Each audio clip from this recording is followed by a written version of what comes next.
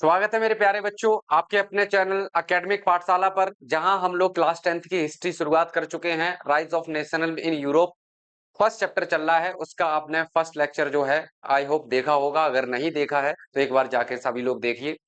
और आज जो हम लोग बात करने वाले हैं सेकेंड लेक्चर में, आपका दूसरा टॉपिक है जहां से आपके इस नेशनलिज्म की शुरुआत होती है। वो टॉपिक है आपका फ्रेंच रिवॉल्यूशन। और फ्रेंच रिवॉल्यूशन आप 9th में पढ़ के आए हैं, ठीक है। और यहां से आपने बहुत सारी चीजें सीखी होंगी एज ए लेगेसी, कि फ्रेंच रिवॉल्यूशन से आपको लेगेसी के रूप में क्या मिला था। मैंने आपको कई बार बताया हुआ है कि फ्रेंच रिवॉल्यूशन जब हुई, दुनिया में पहली बार मोनार्की के खिलाफ आवाज उठाई गई। और इस उठती आवाज के साथ ही शुरुआत होती है नेशनलिज्म की, कि लोग जो थे मोनार्की को अब हटाना चाहते थे हर तरीके से। और उसके लिए प्रयास कर रहे थे बहुत जोर शोर से। कौन? मिडिल क्लास के लोग। और मिडिल क्लास में आप जानते हैं कौन थे? जो सबसे एजुकेटेड ग्रुप था उस सोसाइटी का, जिसमें आते थे टीचर्स, डॉक्टर्स, लॉयर्स, बिजनेसमैन। ये सब लोग जो थे, ये कह सकते हैं हार्बिंगर ऑफ रिवॉल्यूशंस थे। यानी कि जो भी यूरोप के अंदर क्रांतियां हुई, उन क्रांतियों को सबसे आगे चलाने में इन्हीं जो है मिडिल क्लास के लोगों की सबसे बड़ी भूमिका रही है। और ये मिडिल क्लास के लोग शुरुआत करते हैं कहां से? फ्रांस से। तो फ्रेंच रिवॉल्यूशन आपको पता है कि 1789 में होती है। और इस चैप्टर में हम लोग पूरी चर्चा करने वाले हैं कि कैसे फ्रेंच रिवॉल्यूशन की शुरुआत से ही नेशनलिज्म की शुरुआत हुई। नेशनलिज्म में क्या ऐसा फ्रेंच रिवॉल्यूशन से मिला लोगों को, यानी कि जो क्रांतिकारी थे उनको फ्रेंच रिवॉल्यूशन से क्या मिला था कि जो वो पूरे यूरोप के अंदर क्रांति करवा देते हैं। और उसके बाद पूरे यूरोप से मोनार्की को अबोलिश कर दिया जाता है, फ्यूडल सिस्टम को अबॉलिश कर दिया जाता है, जो भी पुरानी गलत प्रथाएं थी सबको हटा दिया जाता है। बहुत अच्छी कहानी, इंटरेस्टिंग है। यहाँ पर फ्रेंच रिवॉल्यूशन से संबंधित जो भी चीजें आपने सुनी है अभी तक 9th में नहीं सुनी है, कोई बात नहीं, दोबारा से सुन लीजिए और उसको एक बार अच्छे से जो है अपने इस चैप्टर से कनेक्ट करिए। कि फ्रेंच रिवॉल्यूशन की शुरुआत आपको पता है कि 1789 में हुई थी, ठीक है। 1789 में जब हुई थी आपको पता है। उसके बाद अभी इसमें बहुत कुछ चर्चा करने वाले लोग हम लोग हैं, तो आपको यहां से सारी चीजें क्लियर होनी चाहिए कि फ्रेंच रिवॉल्यूशन और फ्रेंच रिवॉल्यूशन की शुरुआत जो हुई वो हुई आपकी कब? क्लास 9th और 10th दोनों के लिए ही ये बेनिफिशियल होगा। यानी कि आपको सबको पता है कि 1789 में जो है फ्रेंच रिवॉल्यूशन की फर्स्ट स्टेज हमें दिखाई पड़ती है, ठीक है। इसको कहेंगे फर्स्ट स्टेज, क्योंकि अभी आपको शायद ना पता हो तो फ्रेंच रिवॉल्यूशन में दो स्टेज हुई थी। यानी कि फ्रेंच रिवॉल्यूशन जो है वो दो फेज में हुई। पहली जो चरण हमें दिखाई पड़ता है वो आपको 1789 में लुइस 16 के समय आपको दिखाई पड़ता है। लुइस 16 के समय ये जब राजा बने, तो ये हालांकि राजा बने थे 1774 में। और ये 1774 में राजा बनते हैं फ्रांस के अंदर। पूरी कहानी में दोहरा दूंगा आपके लिए, शुरुआत से रिवाइज करनी है आपको सारी चीजें, कोई दिक्कत नहीं है। आपने पहले पढ़ी है नहीं पढ़ी है कोई बात नहीं, मैं शुरुआत से बिल्कुल लेकर चलूंगा और आपको उसमें सारी चीजें रिवाइज हो जाएंगी। तो आपने जहां आपने फ्रेंच रिवॉल्यूशन में पढ़ा था कि 1774 में लुइस 16 गद्दी पर बैठता है, तो वो देखता है कि इनकी जो ट्रेजरी थी वो खाली हो चुकी है। उसके कई कारण थे। आपने देखा कि उसमें पहला कारण था क्या कहते हैं, अनजस्ट टैक्सेशन। अनजस्ट टैक्सेशन कह सकते हैं। और उसके बाद पहला कारण था, यानी कि, और दूसरा कारण था war and economic crisis. War and economic crisis, economic crisis, ठीक है। ये सब चीजें आपने देखी। उसके बाद अगर हम बात करते हैं तो तीसरा कारण जो था इनके यहाँ वो था सोशल डिस्पैरिटी। Social disparity. और उसके बाद चौथा कारण जो था वो था, अभी मैंने आपको बताया कि राइज ऑफ मिडिल क्लास। सारी चीजें आप लिखते जाएंगे और उस जिस भी बच्चे के लिए नई है वो सब अपनी चीजें दोबारा से लिखता जाए। और पांचवा कारण था, यानी कि रोल ऑफ फिलोसफर्स। मैं शॉर्ट में लिख रहा हूँ, फिलोसफर्स एंड थिंकर्स, ठीक है। बहुत सारा लिखने को हो जाता है तो इसलिए मैं ज्यादा लिखता नहीं हूँ, कोई बात नहीं। ये कुछ कारण थे, यानी कि यही कुछ कारण बने थे फ्रेंच रिवॉल्यूशन के। यानी कि अगर हम बात करते हैं तो किसके? कॉजेज ऑफ फ्रेंच रिवॉल्यूशन की जब हम बात करेंगे तो यही कारण थे, कॉजेज ऑफ फ्रेंच रिवॉल्यूशन, ठीक है। आधे से ज्यादा चैप्टर इन्हीं पॉइंट से हम लोग खत्म कर लेते हैं फ्रेंच रिवॉल्यूशन को। तो कॉजेज ऑफ फ्रेंच रिवॉल्यूशन को अगर आपने समझ लिया तो बहुत सारा चीजें जो है आपको समझ में आ जाएंगी। और उसके बाद कॉजेज ऑफ फ्रेंच रिवॉल्यूशन में पहली बात तो आपने देखा कि समाज में बहुत अनजस्टफुल टैक्सेशन लगाया गया था। यानी कि जिसमें आपने टैक्सेशन में कौन कौन सी चीजें देखी थी? एक था टाइथ, ठीक है। टाइथ नाम का एक टैक्स था। दूसरा था टाइल, टाइल नाम से। और भी कई कॉमन टैक्स थे, common tax like that. Salt पर लगने वाला टैक्स, सॉल्ट, और उसके बाद टोबैको पर लगने वाला कर, ये कुछ कॉमन टैक्स थे, ठीक है। ये आपको पता है कि फ्रेंच सोसाइटी 3 क्लास में बटी हुई थी, जिनको हम फर्स्ट स्टेट, सेकंड स्टेट और थर्ड स्टेट के नाम से जानते हैं। फर्स्ट स्टेट आपने पता है किससे बिलोंग करती थी? क्लर्जी से। सेकंड स्टेट नोबिलिटी से। ये आपको फर्स्ट लेक्चर में मैंने चीजें बताई हुई हैं। और उसके बाद थर्ड स्टेट जो थे, जिसमें कॉमन पीपल आते थे, जिसमें सभी लोग जो गरीब थे वो आते थे। तो टैक्स पे करने का काम सिर्फ और सिर्फ किसका था? थर्ड स्टेट का। बाकी के अपर टू क्लास जो थे वो एग्जम्प्ट कर दिया गया था उनको, यानी कि वो कोई भी तरीके का टैक्स नहीं पे करते थे। तो ये भी एक विरोध का कारण बनता है आम जनता की। जो आम जनता कॉमन पीपल हैं फ्रांस के, तो उनका विरोध करने का एक ये पहला कारण बनता है कि उनका शोषण हो रहा था अनजस्टफुल टैक्सेशन के नाम पर। यानी कि उनसे टाइथ जो था ये सीधा जाता जाता था किसको? टाइथ नाम का जो चर्च टैक्स था वो किसको जाता था? चर्च को। चर्च को जाता था। और टाइल नाम का जो जाता था वो सीधा किसको जाता था? टू स्टेट को, यानी कि सीधा सरकार को जाता था ये। और इसके बाद ये तो सभी सरकार को ही जाते थे। तो ये कुछ कॉमन मतलब आपको पता होने चाहिए। फ्रेंच रेवोल्यूशन के बारे में जब आप पढ़ रहे हैं तो टाइल और टाइथ, कॉमन टैक्स, ये सब चीजें पता होनी चाहिए कि कॉमन यानी कि यहाँ पर अनजस्टफुल टैक्सेशन बहुत ज्यादा कर रखा था राजा ने, तो जिसका चलते एक विरोध का कारण बनता है। दूसरा कारण आपने देखा कि वॉर एंड इकोनॉमिक क्राइसिस, यानी कि जब लुईस 16 गद्दी पर बैठते हैं उससे पहले के जो राजा रहे वो सब कई युद्ध में शामिल रही। और उसके बाद आपको पता है कि युद्ध में शामिल होने के बाद जो है खर्चे तो होते हैं, ठीक है, बहुत सारे खर्चे होते हैं उसके चलते युद्ध में, जैसे कि मेंटेनिंग आर्मी, और उसके बाद कोर्ट को रन करना, स्कूल यूनिवर्सिटी चलाने का खर्चा बहुत सारा था राजा के ऊपर। और उसमें ये कुछ प्रमुख कारण थे, यानी कि युद्ध के चलते इनका जो खजाना था वो खाली हो चुका था, जिससे कि क्राइसिस की कंडीशन बन चुकी थी। इकोनॉमिक क्राइसिस की कंडीशन यूरोप में हमें फ्रांस के अंदर दिखाई पड़ती है। तीसरा कारण आपने देखा ही सोशल डिस्पैरिटी, यानी कि इनका जो सोसाइटी थी वो 3 स्टेट में बटी हुई थी। फर्स्ट स्टेट, ठीक है, और सेकंड स्टेट और थर्ड स्टेट। थर्ड स्टेट यानी कि यहाँ ESTAT लिखेंगे। ठीक, ये फर्स्ट सेकंड थर्ड स्टेट में पूरी सोसाइटी बटी हुई थी, जिसमें आपको पता चल चुकी है चीजें कि फर्स्ट स्टेट से नोबिलिटी क्लर्जी के लोग बिलोंग करते थे, सेकंड स्टेट से नोबिलिटी के लोग बिलोंग करते थे, थर्ड स्टेट से कॉमन पीपल। उसके बाद राइज होता है मिडिल क्लास का, यानी कि ये वो वर्ग था सोसाइटी के अंदर जो थोड़ी बहुत एजुकेशन को एक्सेस कर चुके थे, और जिन्होंने व्यापार करके दूसरे देशों के साथ पैसा कमा लिया था थोड़ा बहुत, यानी कि ठीक ठाक इनकी कंडीशन हो चुकी थी। अब आपको पता है कि समाज में आवाज कौन उठाना जानता है? जिसके पास थोड़ी बहुत नॉलेज है। और नॉलेज वाला व्यक्ति जो है वो किसी से दबता नहीं है, वो किसी के अंडर अपनी स्वाधीनता जो है स्वीकार नहीं कर सकता, ठीक है। तो इन्होंने सबसे पहले आवाज उठाना शुरू किया, और ये लोग किससे इन्फ्लुएंस थे? वो थे फिलोसफर्स से, यानी कि जो फिलोसफर्स ने किताबें लिखी, ठीक है, लाइक दैट रूसो हुए, मॉन्टेस्क्यू हुए, ठीक है, मॉन्टेस्क्यू हुए, और उसके बाद रूसो हुए, और भी वोल्टेयर हुए, और जॉन लॉक वगैरह हुए, मीराबेगु हुए, ये सब कुछ जो लोग थे ये ऐसी किताबें लिखते थे जो लोगों को प्रभावित करती थी। और आपको पता है कि फ्रेंच रिवॉल्यूशन के अंदर इन फिलोसफर्स ने बहुत बड़ी भूमिका निभाई यूरोप के अंदर राष्ट्रवाद को लाने में, फ्रेंच नेशन बनाने में सबसे बड़ी भी भूमिका इन्हीं की कह सकते हैं। यानी कि जो फ्रेंच नेशन बनता है उसमें इनका बहुत बड़ा रोल रहा है, क्योंकि इन्होंने जो किताबें लिखी, लाइक रूशो ने किताब लिखी थी सोशल कॉन्ट्रैक्ट, ठीक है, याद रखना। तो सोशल कॉन्ट्रैक्ट जो किताब लिखी, उससे उसमें एक प्रिंसिपल दिया गया था किसका? सोशल कॉन्ट्रैक्ट का। सोशल कॉन्ट्रैक्ट का इसका मतलब, सोशल कॉन्ट्रैक्ट नाम की किताब में सबसे पहले कह सकते हैं प्रिंसिपल जो दिया गया वो डेमोक्रेसी का था। सोशल कॉन्ट्रैक्ट का मतलब ही यही होता है कि जनता का जहां शासन हो, जनता डिसाइड करती हो कि किसका शासन होना चाहिए, उसमें इस टाइप के प्रिंसिपल की जो है चर्चा की गई है। तो जो रूसो ने किताब लिखी थी। अब ये कुछ फ्रेंच रिवॉल्यूशन में की कहानी क्यों बता रहा हूं, क्योंकि आप यहां से कनेक्ट कर पाएंगे कि यूरोप के अंदर कैसे नेशनलिज्म की शुरुआत होती है, ठीक है।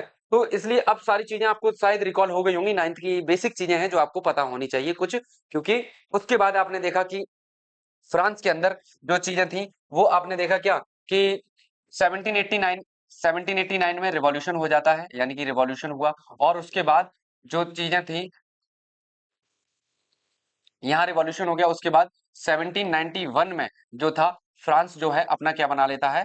कॉन्स्टिट्यूशन बनाता है, ठीक, कॉन्स्टिट्यूशन बनाता है,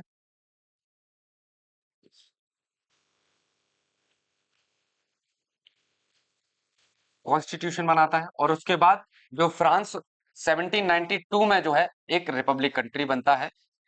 ये कुछ डेट है जो आपको याद ही करनी पड़ेंगी। रिपब्लिक कंट्री बनता है इस तरीके से। आपने देखा कि उसके बाद 1793 टू 94 के करीब जो था, आपने देखा कि रेन ऑफ टेरर आता है फ्रांस के अंदर। बहुत इंपॉर्टेंट चीजें हैं, बहुत इंपॉर्टेंट डेट्स हैं, ये सब आपको याद करनी चाहिए।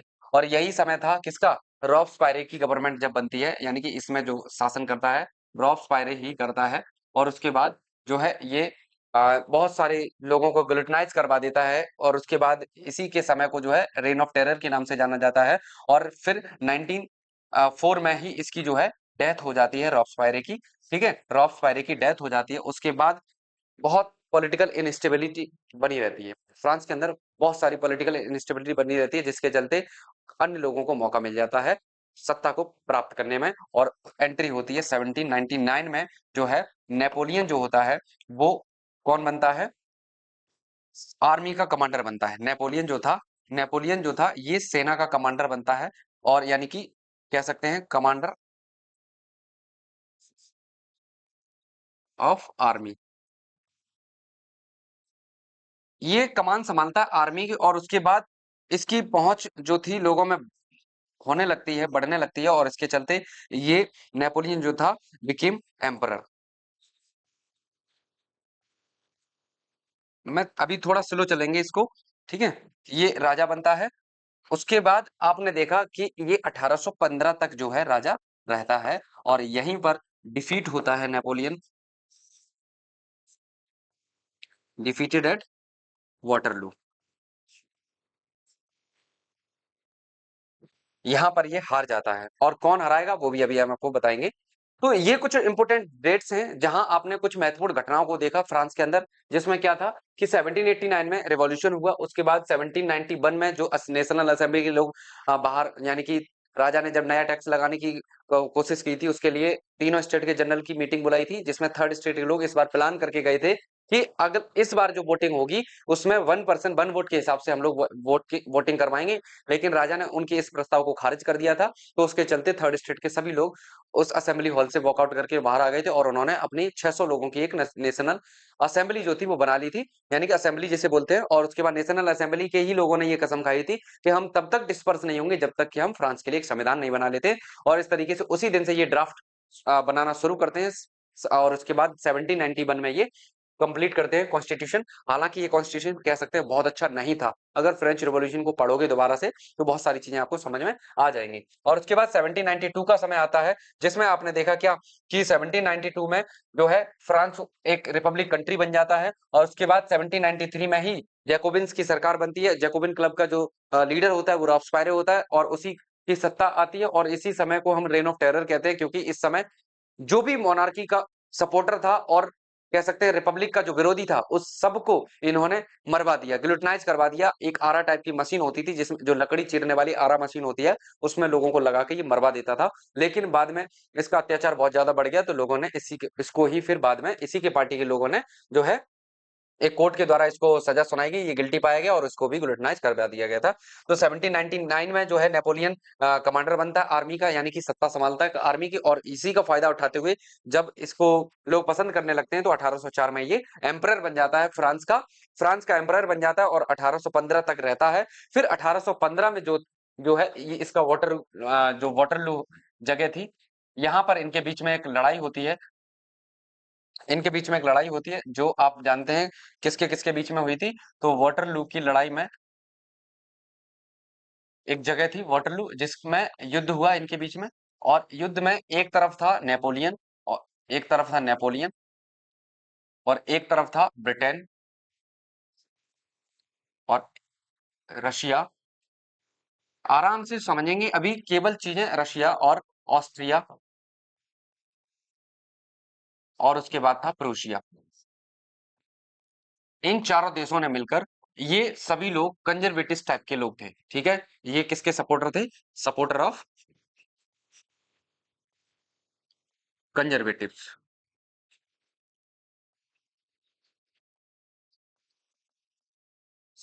यानी कि ये पुरानी परंपराओं के समर्थक थे, यानी कि ये मोनार्की के सपोर्ट करते थे। सपोर्टर ऑफ कंजर्वेटिज्म का मतलब ये हुआ कि ये मोनार्की को कह सकते हैं, मोनार्की के सपोर्टर थे।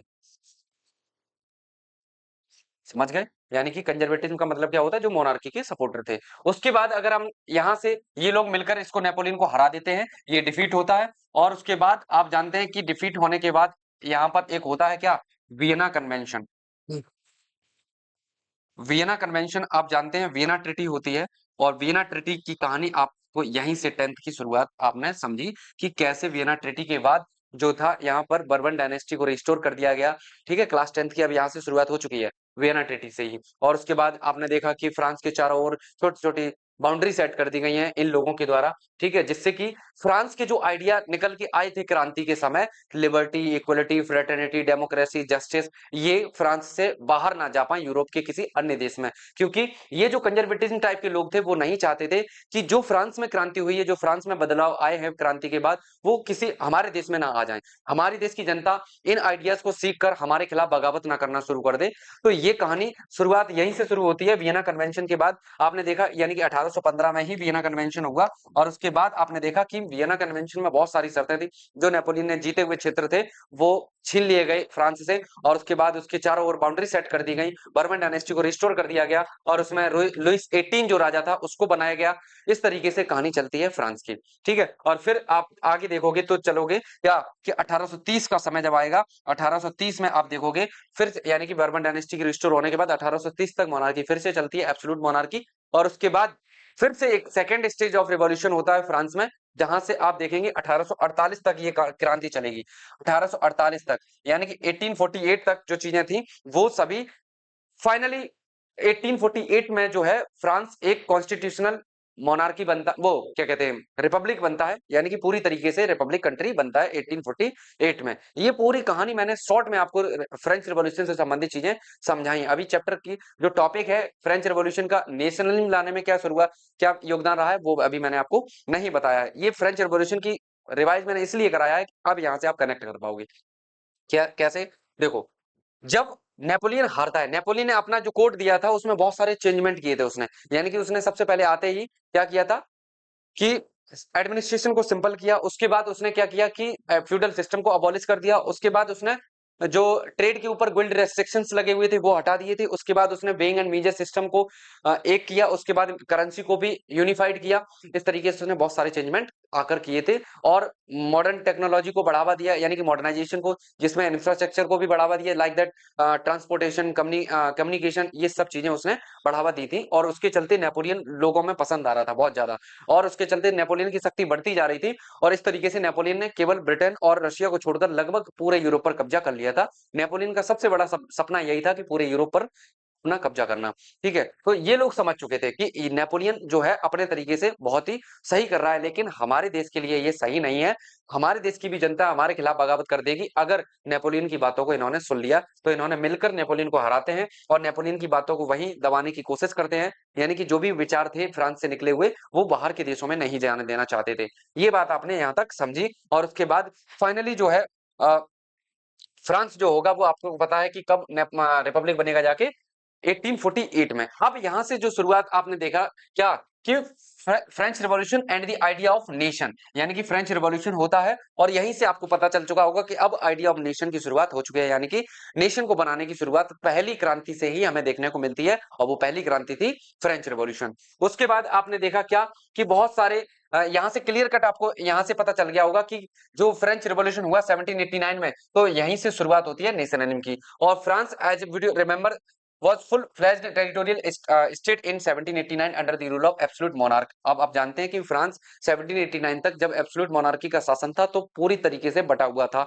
आप ये बात अभी सुने और उसके बाद इसमें आप जल्दी से यहां से समझेंगे। उसके बाद आपने देखा कि political and constitutional changes that came in the wake the French revolution led to the transfer of sovereignty from the monarchy to a body of French citizens. अब आपने क्या देखा कि जो पॉलिटिकल और कॉन्स्टिट्यूशनल चेंजमेंट हमें दिखाई पड़ते हैं इस क्रांति के बाद, फ्रेंच रिवॉल्यूशन के बाद, जो हमें कॉन्स्टिट्यूशनल और जो है पॉलिटिकल चेंजमेंट देखने को मिलते हैं, इसमें क्या हो रहा है कि ट्रांसफर हो रही है पावर, यानी कि जो सोवरेनिटी है वो ट्रांसफर हो रही है किधर, monarchy to citizens. French citizens के बीच में जो पावर है ट्रांसफर हो रही है। यही तो आपने फ्रेंच रिवॉल्यूशन में देखा कि जब पहली बार सोवरेनिटी के खिलाफ लोगों ने आवाज उठाई और वहीं से कह सकते हैं पावर जो थी वो ट्रांसफर होने की शुरुआत हो जाती है फ्रॉम मोनार्की टू सिटीजन। और उसके बाद the revolution proclaimed that it was the people who would henceforth constitute the nation and shape of its destiny। यानी कि कह सकते हैं इस रिवॉल्यूशन के बाद ये हमें अंदाजा लग गया था कि इस देश की आगे भविष्य कैसा होगा, इसका इसकी शेप कैसी होगी, तो वो हमें इस क्या कहते हैं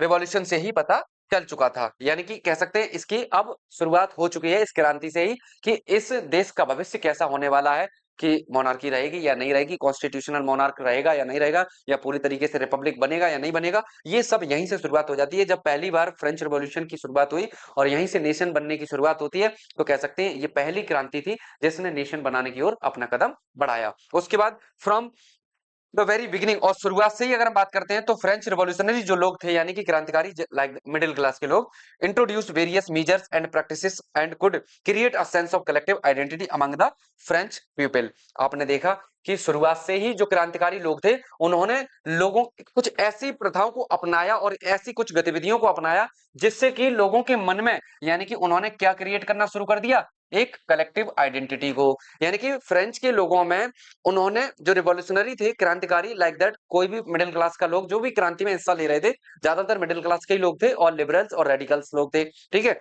मिडिल क्लास लोग चेंजमेंट चाहते थे तो वही तो लिबरल्स और रेडिकल्स थे। तो वो लोग क्या शुरू कर दिए हैं अब यहाँ से कि यहां से क्या शुरुआत कर दी है कि लोगों में कलेक्टिव आइडेंटिटी को क्रिएट करना शुरुआत कर दिए हैं। समझ गए, उन्होंने कुछ ऐसी चीजों को अपनाया, कुछ ऐसी गतिविधियों यानी कि कुछ ऐसी एक्टिविटीज को अपनाया जिससे कि फ्रांस के जो लोग थे उनके मन में एक कलेक्टिव आइडेंटिटी को क्रिएट हो सके। आपने पता है कि नेशन की डेफिनेशन में क्या देखा था कि लोगों के मन में कलेक्टिव आइडेंटिटी होनी चाहिए तभी तो आप एक देश का निर्माण कर सकते हैं। तो वो यहां से शुरुआत हमें देखने को मिलती है फ्रांस की क्रांति से। और दिस आइडिया लैपेट्री यानी कि जिसका मतलब फादरलैंड एंड ले सिटियन यानी कि the citizen emphasise the notion of a united community enjoying equal rights under a constitution. यानी कि कह सकते हैं अब जो लव लव पैट्रे और ला सिटियन का मतलब क्या हुआ, यानी कि ला पैट्रे का मतलब होता है फादरलैंड यानी कि एक राजशाही सत्ता, राजशाही सत्ता यानी कि राजा का शासन, और ले सिटियन का मतलब जनता का शासन। अब यहां से शुरुआत हो चुकी है किसकी, फ्रेंच रेवोल्यूशन से, कि जो पावर है वो राजा से जनता के हाथ में ट्रांसफर हो रही है। यानी कि इसका मतलब ये हुआ कि ला पेट्री टू ले सिटियन, इसका मतलब ये हुआ the power the transfer of power from monarchy to citizen. एक लाइन में इतना आपको इसका मतलब समझ में आना चाहिए। और एक ऐसी शुरुआत यानी कि कह सकते हैं जहां पर क्या हो एक ऐसी यूनाइटेड कम्युनिटी जहां पर सभी को बराबर के अधिकार मिले हों। ठीक है, एक संविधान के दायरे में रहकर सब एक ऐसा संविधान हो उस देश का जहां लोगों को इक्वल राइट्स मिले हों हर तरीके के। ये बात आपने देखी यहाँ पर। और जब फ्रेंच रेवोल्यूशन होती है हो जाती है पूरी तरीके से 1789 में, फिर क्या होता है चेंजमेंट क्या आपको देखने को मिलते हैं फ्रांस में कि एक जो है फ्लैग अपनाते हैं ये लोग ट्राई कलर का, और जो किसकी जगह रिप्लेस किया जाता है, रॉयल स्टैंडर्ड की जगह। यानी कि जो राजा का झंडा था उस राजा के झंडे की जगह अब लोगों ने अपना जो ट्राई कलर का झंडा था उसको अपनाया। ये पहला काम हुआ फ्रेंच रेवोल्यूशन के बाद। यहां से आप इस तरीके से पॉइंट बना सकते हैं कि क्या क्या चेंजमेंट हमें देखने को मिलते हैं फ्रेंच रिवॉल्यूशन के बाद। यानी कि फ्रेंच फ्लैग फ्यूजन यानी कि जिसको ट्राई कलर का जो झंडा था उसको किसकी जगह रिप्लेस किया गया, रॉयल स्टैंडर्ड की जगह, पहला पॉइंट। उसके बाद चेंजमेंट बता रहा हूं, उसके बाद क्या हुआ कि जो दूसरा पॉइंट यहां से आप देखोगे, the state general was elected by the body of active citizens यानी कि एंड रीनेम्ड नेशनल असेंबली। यानी कि आपको दूसरा पॉइंट क्या देखने को मिला कि ये स्टेट जनरल जो था अब इसका चुनाव जो है एक्टिव सिटीजन के द्वारा किया जाने लगा। जो लोगों ने नेशनल असेंबली बना ली थी जिसका नाम बाद में नेशनल असेंबली पड़ा, तो थर्ड स्टेट के लोगों ने इस टाइप की एक नेशनल असेंबली बनाई जिसमें लोग एक्टिव सिटीजन के द्वारा चुन के आएंगे। एक्टिव सिटीजन कौन थे, ये बात आपको याद होनी चाहिए कि जो वोट दे सकते थे फ्रांस के अंदर, जो प्रॉपर्टी होल्ड करके रखते थे। हालांकि महिलाओं को एक्टिव सिटीजन की कैटेगरी से बाहर रखा गया था, ये आपको याद रहना चाहिए। लास्ट यानी कि कह सकते हैं 1946 में महिलाओं को फ्रांस में राइट टू वोट मिला। यानी कि राइट टू वोट कब मिला फ्रांस के अंदर, वो मिला आपको राइट टू वोट, वो महिलाओं को कब मिला 1946 में। तो बहुत संघर्ष किया महिलाओं ने तब जाके मिला। यानी कि पहला पॉइंट आपको, दो पॉइंट यहां से आपको पता चल गए होंगे। और तीसरा पॉइंट आपको क्या पता चला यहां से, देखो न्यू हाइमन्स वर कंपोज, यानी कि तीसरा पॉइंट यहां से आप बना सकते हैं फ्रेंच रेवोल्यूशन के बाद कि नए नए भजन कंपोज किए गए और शपथ ली गई और श्रद्धांजलि दी गई किसको, जो शहीद हुए थे मार्टियर्स, उनको श्रद्धांजलि श्रद्धांजलि दी गई। All in the name of nation, किसके नाम पर, नेशन के नाम पर, कि हम अपने देश के नाम पर जो शहीद हुए लोग उनको श्रद्धांजलि देते हैं यहां से। और उसके बाद आपने देखा चौथा पॉइंट क्या कि चौथा पॉइंट क्या देखा कि अ सेंट्रलाइज्ड यहां से आप फोर्थ पॉइंट बना सकते हैं, a centralised administrative system was put in place and it formulated uniform laws for all citizens within its territory. और उसके बाद यानी कि कह सकते हैं एक सेंट्रलाइज एडमिनिस्ट्रेटिव सिस्टम लाया गया, जिसमें कह सकते हैं एक यूनिफॉर्म लॉ बनाए गए सभी लोगों के लिए कि कानून की नजर में सब समान होंगे। और उसके बाद पांचवा जो आप देखोगे क्या चेंजमेंट देखने को मिलता है, यानी कि मैं इसीलिए अलग अलग कलर से कर रहा हूं कि आप जो है पॉइंट बना सकें, याद रखें। ठीक है, पांचवा पॉइंट आपने क्या देखा कि इंटरनल जो कस्टम ड्यूटीज थी और जो मोनार्कियल मैनोरियल ड्यूज जो थे वो अबॉलिश कर दिए गए। और उसके बाद जो था ये सारे सिस्टम यानी कि नाप तौल के साधन एक कर लिए गए, यानी कि यूनिफाइड किए गए। और उसके बाद जो मोनारियल ड्यूज थे, मैनोरियल ड्यूज, और उसके बाद जो कस्टम ड्यूटीज थी वो भी हटा दी गई। ये आपने पांचवा पॉइंट देखा। उसके बाद आप देखोगे क्या कि छठा पॉइंट क्या देखा कि जो रीजनल डायलेक्ट थे, यानी ये थोड़ा कलर कर लें, अरे भाई चलो इसको कर देता हूं। जो रीजनल डायलेक्ट थे यानी कि क्षेत्रीय भाषाएं जो थी वर डिस्करेज्ड, यानी कि उन सबको खत्म कर दिया गया। और किसको, फ्रेंच जो भाषा थी उसको एक कॉमन लैंग्वेज बना दिया गया पूरे नेशन के लिए, फ्रेंच नेशन को। ठीक है, यानी कि क्या क्या चेंजमेंट आपको देखने को मिलते हैं। पहला कि क्या ट्राई कलर का जो झंडा था उसको रिप्लेस करके मतलब रॉयल स्टैंडर्ड की जगह ट्राई कलर का झंडा चूज किया गया। उसके बाद अगर हम बात करते हैं, स्टेट जनरल जो था वो एक्टिव सिटीजन के द्वारा चुने जाना लगा, जिसका नाम था नेशनल असेंबली। तीसरा काम क्या हुआ कि नए हाइमंस यानी कि कंपोस्ट किए गए, और उसके बाद जो शहीद हुए थे उनको श्रद्धांजलि दी गई। चौथा यानी कि काम क्या हुआ, इस सेंट्रलाइज एडमिनिस्ट्रेटिव सिस्टम बनाया गया जहां पर यूनिफॉर्म वे लॉज लाए गए। और उसके बाद पांचवा काम किया गया है, यानी कि इंटरनल जो ड्यूटीज थी उनको अबॉलिश कर दिया गया, और उसके बाद यूनिफॉर्म वेइंग सिस्टम को अडॉप्ट किया गया। पांचवा कारण, छठवां पॉइंट क्या बना कि इन्होंने रीजनल डायलेक्ट्स जो थे उनको डिस्करेज करके फ्रेंच लैंग्वेज को पूरे कॉमन लैंग्वेज बनाया पूरे देश के। ये 6 काम किए फ्रेंच रिवॉल्यूशन के बाद रिवॉल्यूशनरीज ने। ठीक है, उसके बाद कह सकते हैं ये यही कह सकते हैं ये किसकी शुरुआत है, नेशन बनाने की, यानी कि क्रांति हो चुकी है पीछे आपने, इसीलिए मैंने वो रिवाइज कराया आपको। और उसके बाद यहां से कह सकते हैं ये सब चेंजमेंट हमें देखने को मिलते हैं। और अब आगे देखने को क्या मिलेगा कि जो रिवॉल्यूशनरीज थे further declared that it was the mission and the destiny of the French nation to liberate the people of Europe from despotism. अब यहीं से कह सकते हैं ये लोगों ने क्या मिशन अपना तैयार किया कि अब जो लोग पहले डेस्पोटिज्म यानी कि शासन के अंदर जीवन जी रहे थे, राजा बहुत ही निरंकुश तरीके से अपनी शक्तियों का इस्तेमाल कर रहा था, तो उस शासन से निकलकर अब थोड़ा कैसा नेशन बना सकते हैं आप, लिबरेट यानी कि उदारवाद, एक उदार नेशन का निर्माण कर सकते हैं, ये बात इसमें निकल के आई। और उसके बाद इन अदर वर्ड्स अगर हम बात करें तो पीपल जो फ्रांस जो होगा यूरोप को मदद करेगा अन्य नेशन की। इन लोगों ने कसम खाई कि अब हम लोग जो हैं उदारवादी नीति के तहत यानी कि लिबरलिज्म के तहत जो है लोगों की मदद करेंगे। ठीक है, लिबरलिज्म जो इन्होंने अपनाया उसके तहत लोगों की अन्य लोगों को भी मदद करेंगे कि वो भी मोनार्की से छुटकारा पा पाए और उसके बाद अपना भी एक नेशन निर्माण कर पाए। इस तरीके से ये लोग अब क्या करेंगे, यानी कि when the news of these events in France reach the different cities of Europe, और जब ये खबर यूरोप के अन्य शहरों में पहुंचती है, अन्य देशों में पहुंचती है, तो students and other members of educated middle class begin setting up Jacobian clubs. तो अन्य देशों में भी क्या होने लगा, अब शुरुआत हो गई क्रांति की। देखा फ्रेंच रिवॉल्यूशन ने कितना इंपैक्ट डाला अन्य देशों के ऊपर क्रांति को शुरुआत करने में। और जैसे ही फ्रांस की क्रांति की न्यूज जो है यूरोप के अन्य शहरों में पहुंचती है, देशों में पहुंचती है, तो जो स्टूडेंट्स थे और मिडिल क्लास के लोग थे जो एजुकेटेड थे, उन लोगों ने अपने अपने तरीके से जैकोबिन क्लब की बनाने की शुरुआत कर दी। और उनकी जो एक्टिविटीज थी और उनके जो कैंपेन थे, ये शुरुआत हो जाती है। फ्रेंच आर्मी उनकी मदद करती है। ठीक है, और ये लोग मूव कर जाते हैं किधर, हॉलैंड की तरफ, बेल्जियम, स्विट्जरलैंड और इटली की तरफ 1790s के करीब, यानी कि तुरंत एक साल में ये सब अपनी इतनी बढ़त बना लेते हैं फ्रेंच आर्मी। और उसके बाद with the outbreak of revolutionary Wars, और इनके बीच में फिर लड़ाइयां होती हैं, युद्ध युद्ध होता है, French army began to carry the idea of nation abroad. और इस तरीके से कह सकते हैं फ्रांस की सेना ने पूरे यूरोप के अंदर राष्ट्रवाद को फैलाया। इतनी बात आपको आई थिंक समझ में आई होगी, बिल्कुल सरल भाषा में मैंने चीजें समझाने की कोशिश की है। और उसके बाद चीजें जो है थोड़ी इसमें बची हुई है, वो आप देखेंगे क्या कि जो आप देखो इस तरीके से ये यूरोप का नक्शा है, आपको देखने को मिल रहा होगा यूरोप का जो मैप है, और यहाँ पर आपको फ्रांस दिख रहा होगा। कहाँ है फ्रांस, देखो एक बार फ्रांस को ध्यान से देखो कहाँ है।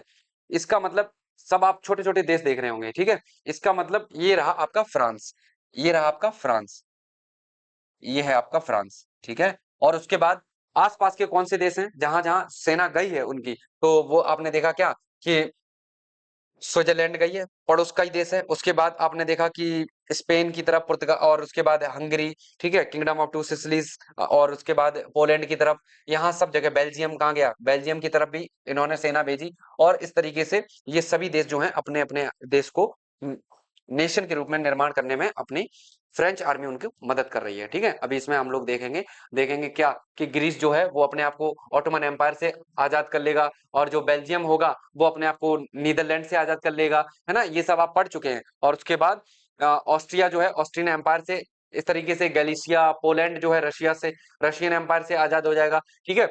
और उसके बाद ये बहुत सारे नेशन इस तरीके से क्रिएट होने लगेंगे राष्ट्रवादी नीति के तहत।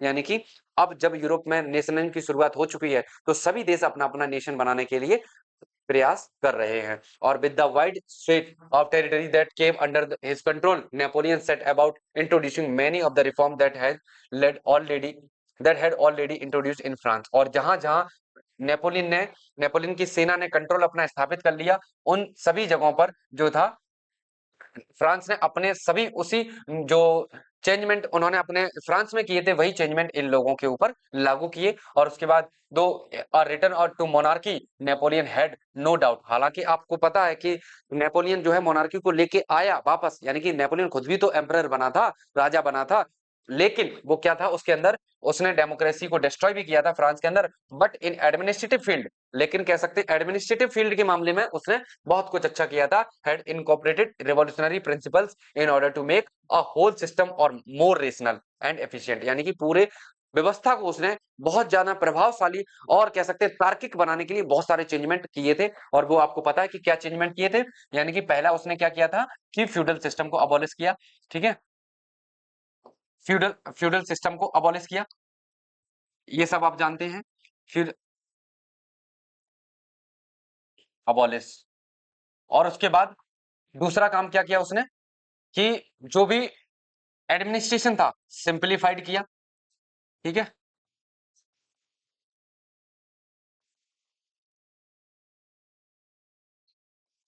Simplified administration. और उसके बाद उसने तीसरा काम क्या किया था, आपको पता है कि जो गोल्ड रेस्ट्रिक्शन लगे हुए थे, गोल्ड रेस्ट्रिक्शंस जो लगे हुए थे ऑन ट्रेड के ऊपर, ठीक है, वो भी हटा दिए थे।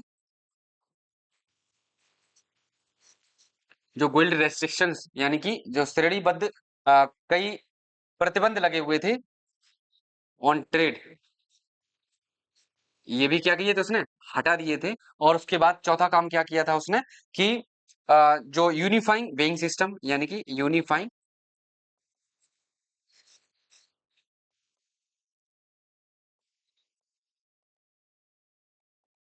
वेइंग सिस्टम, यानी कि उसने जो नाप तौल की प्रणाली थी उसको यूनिफाइड किया।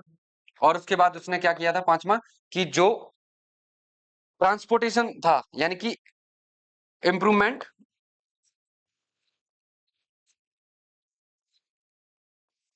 इंफ्रास्ट्रक्चर,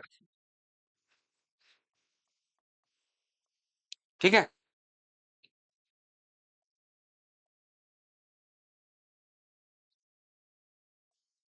और उसके बाद भी बहुत सारे काम किए थे, ये सब आपने देखा कि नेपोलियन ने क्या क्या बदलाव किए, ठीक। उसके बाद होता क्या है कि वो अपने सिस्टम को बहुत ज्यादा रेशनल एंड एफिशिएंट बनाना चाहता था। और इसमें कोई डाउट नहीं है कि उसने मोनार्की को मतलब रिस्टोर ना किया हो, यानी कि उसने डेमोक्रेसी को तो हटा दिया था फ्रांस से, जो फ्रांस रिपब्लिक कंट्री बन चुका था 1792 में, तो उसको हटा के उसने फिर से मोनार्की लेके आया था। लेकिन इस बार जो कह सकते हैं मॉडर्न मोनार्की कह सकते हैं, उसमें बहुत सारे चेंजमेंट किए थे। ये रहा सिविल कोड ऑफ 1804, जिसमें उसने बहुत सारे बदलाव किए थे, ठीक है। इसको नेपोलियन कोड के नाम से भी जाना जाता है। जिसमें उसने क्या काम किया था वो देखो, यहाँ से आप देख लो कि, सॉरी, देखो क्या काम किए उसने, बदलाव जो थे वो देख लो एक बार। क्या, जो अभी इधर बताए मैंने कि जो बाई बर्थ राइट्स मिले हुए थे लोगों को, वो हटा दिए और इक्वलिटी बिफोर लॉ लेके आया। यानी कि पहला काम क्या किया उसने कि जो भी बाई बर्थ राइट्स मिले हुए थे उनको हटाकर इक्वलिटी बिफोर लॉ लेके आया, ठीक है। और प्रॉपर्टी को भी रखने का अधिकार दे दिया लोगों को। दूसरा काम क्या किया उसने कि this code was exported of the regions under French control, यानी कि, और उसके बाद Dutch Republic in Switzerland, Italy, Germany, इन सब जगह नेपोलियन ने अपने नेपोलियन कोड के थ्रू यहाँ की एडमिनिस्ट्रेशन को सिंप्लीफाइड किया, यानी कि Napoleon simplified administrative divisions, abolish the feudal system, यानी कि उसने तीसरा काम ये किया, ठीक है।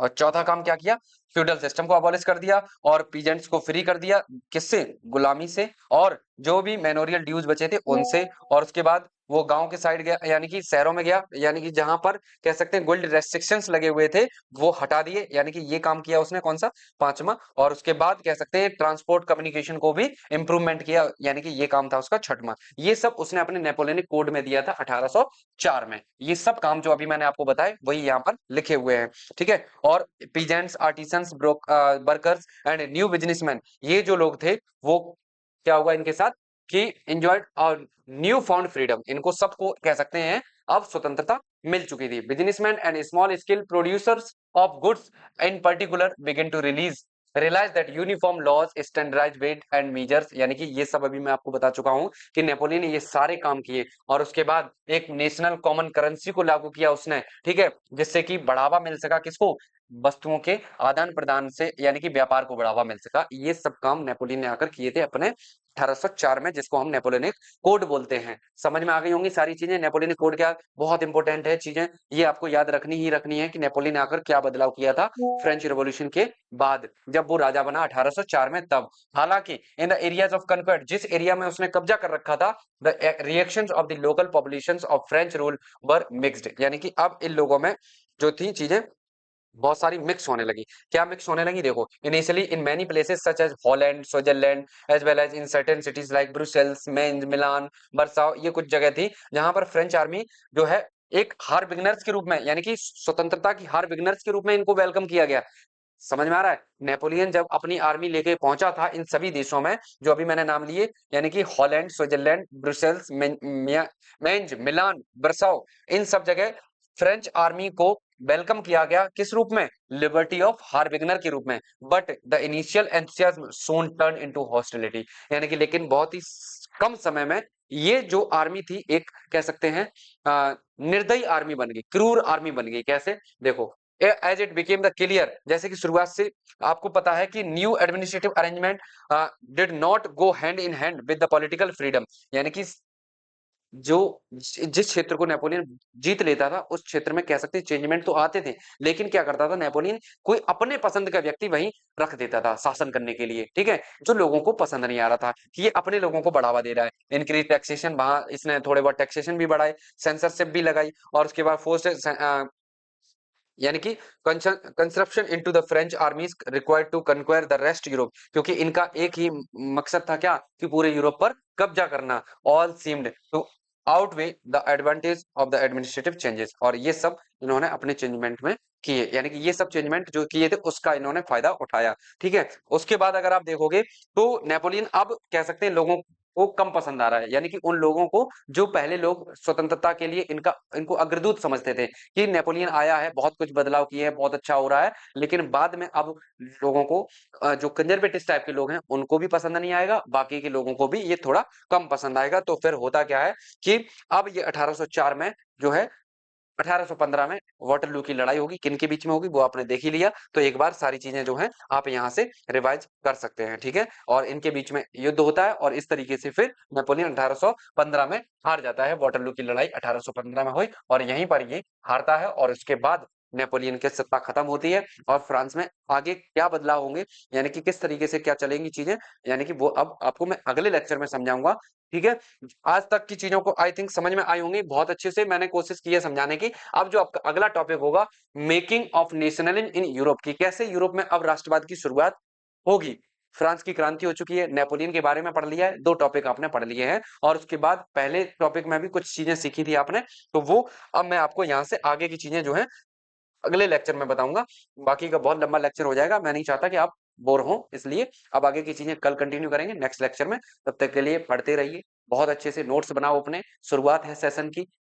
देखो, पढ़ोगे अच्छे से, नोट्स बनाओगे तो डेफिनेटली अच्छे मार्क्स लाओगे, ये बात की गारंटी है कि अगर आपने आज से मेहनत शुरुआत करी, आधे आधे घंटे भी आप लिखने की कोशिश करते हैं, तो ये थ्योरेटिकल सब्जेक्ट है, लिखना तो पड़ेगा, आप लिखने से नहीं बच सकते। तो लिखना है, कब लिख पाओगे, जब आपके पास नॉलेज होगी। तो चीजों को बार बार सुनो, जहां से भी आपको पढ़ने को मिल रहा है उसको पढ़ो, सुनो, तो नॉलेज आपके पास बढ़ेगी, ठीक है? तो आपके पास शब्द भी ज़्यादा होंगे लिखने के लिए, ये बात की सच्चाई है, इसको अपनाओ, ठीक है? और उसके बाद कोई भी दिक्कत है आप हमें बताइए कमेंट बॉक्स में। आप अभी शुरुआत है चैप्टर की और आई थिंक चीज़ें बाद में बहुत अच्छी होंगी, तो अभी कोई बात नहीं, जिसको समझ में आ रहा है, नहीं समझ में आ रहा, वीडियो को आप बार-बार सुन सकते हैं, 1.5 पे लगा के सुन लिया करो, बहुत चीज़ें बेस्ट हो जाएँगी आपकी, बेटर हो जाएँगी आगे चल के, ठीक है? तो